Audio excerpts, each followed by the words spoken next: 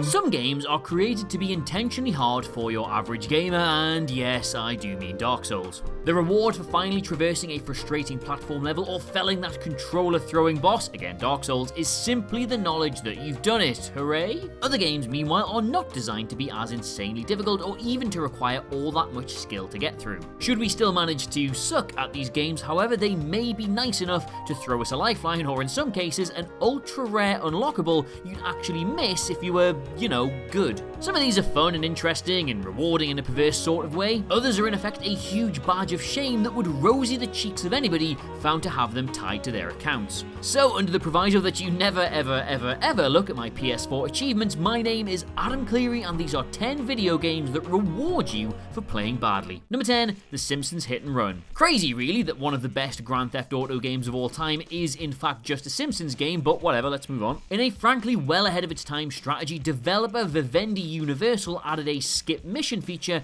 to aid struggling players who couldn't get past a particular point. Understandably, the final mission isn't skippable, but almost every other one in the main story is. That means that players of all skill levels will be able to advance to the later worlds and play as other characters without suffering too much on a particular sticking point, with the option appearing after a few failed goes. This is of course exploitable, especially by any percent speedrunners. Primarily though, this is a nice hand up for a casual or younger player who doesn't want to miss out on the wonderful experience of this, and I don't mind saying it, wondrous creation.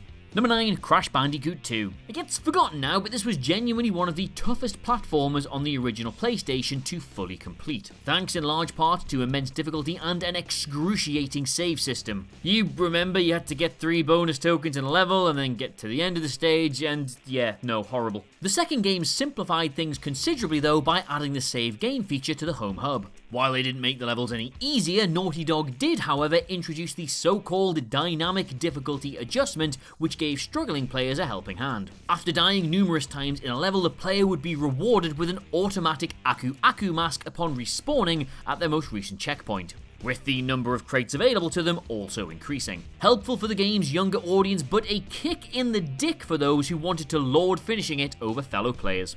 Number 8, Lara Croft and the Temple of the Osiris. While the Tomb Raider franchise was given a new coat of paint in 2013, Temple of Osiris was a puzzle-solving cooperative arcade game rather than the story-driven action-adventure the franchise was famed for. With co-op comes, of course, ingrained competition. Even if you're meant to be working together to solve puzzles, there's still an innate desire to get one up on your friends by being better than they are. Don't look at me like that, we've all done it. Temple of Osiris, not forgetting this, extends a helping hand to your less able buddy by bestowing the achievement, hey, at least you were best at something, upon whoever died the most in a level. An achievement and a backhanded remark all at once, my favourite, but what more could a suffering player ask for as a permanent reminder of their poor performance? Number 7, Guitar Hero 2.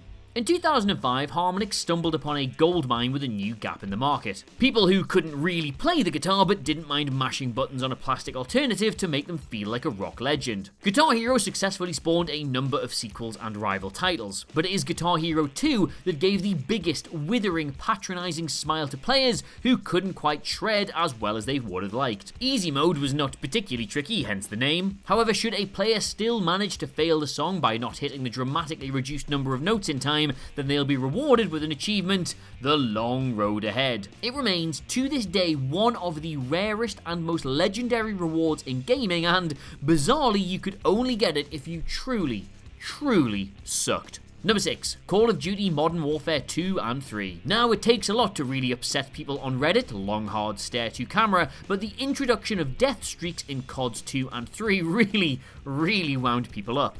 What's a death streak, Adam? Well, it's like a kill streak, except for people who get killed all the time. You see, in contrast to the aforementioned kill streaks, death streaks granted additional boons to players who had been killed several times in a row without managing to get a tag themselves. Some of these had previously been controversial class perks in preceding games, such as dropping a grenade upon death or Last Stand mode, where you just whip out a pistol and attempt to take down your killer before eventually bleeding out. Modern Warfare 3, though, took things further by strapping explosives to players or increasing their bullet damage. Essentially, by dying several times consecutively, a player would become theoretically more formidable the longer the streak continued. This was not, strictly speaking, all that fair.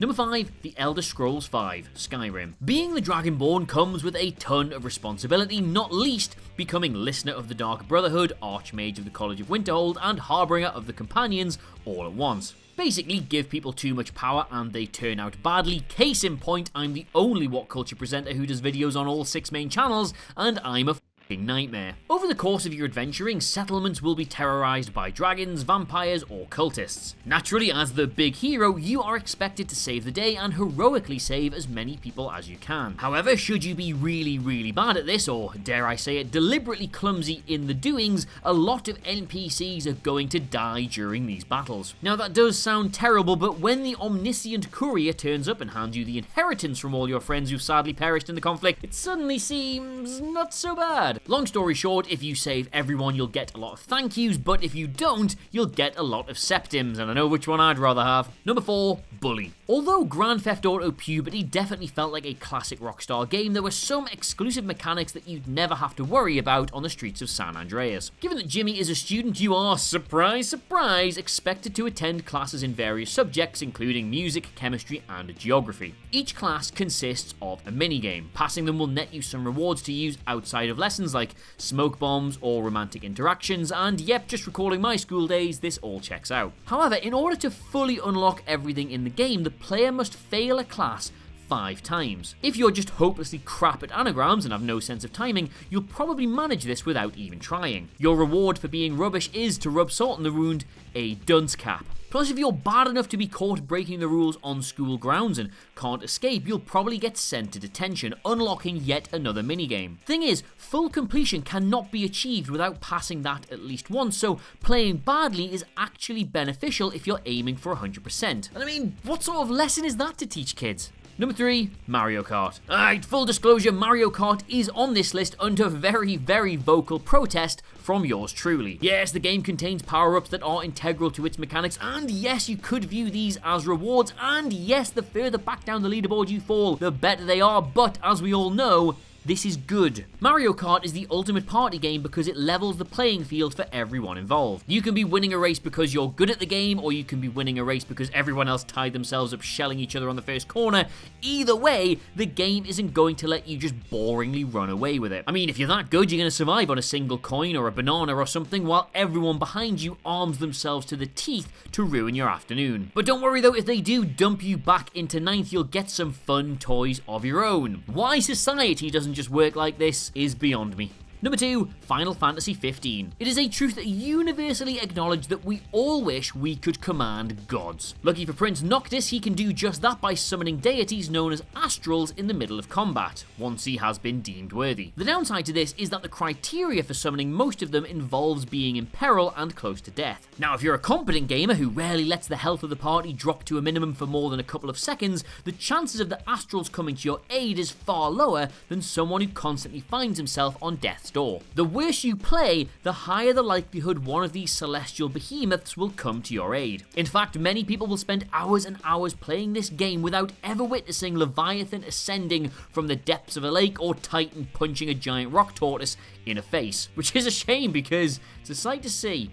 Number 1, The Stanley Parable. Alrighty, so if you are not aware, The Stanley Parable is the ultimate first-person narrative adventure and the finest example of rewarding players for playing badly. The best moments come from deliberately ignoring the instructions of the omnipresent narrator, who is doing his best to recount the story of seemingly average office worker Stanley. Actions such as jumping out of a window, heading through the wrong door, or just idly standing in a broom cupboard doing nothing for several minutes, each have their own rewards. And the player is treated to some increasingly irate, rib-tickling voice lines the further off-piste Stanley goes. Simply doing what you're told, and hence narratively what Stanley is supposed to, is easily the most boring way to play. You miss out on gems including limericks, parodies of other video games, and even total annihilation in an otherwise largely pacifistic existence. Staring at duct tape is unbelievably a considerably more rewarding experience than doing what every gamer's instincts would tell them to do at a dead end and turn around to find another path. The Stanley Parable, much like life itself, is at its finest when it is being done wrong. So there you have it, those were 10 video games that reward you for playing badly, read to you by a man who was only ever rewarded with a gaming list when he messes up something on wrestling. Let me know what you made of it all in the comments below, and of course don't forget to like, share and subscribe. In the meantime though, thank you so much for watching. I have of course been Adam Cleary, and I will see you soon. Goodbye.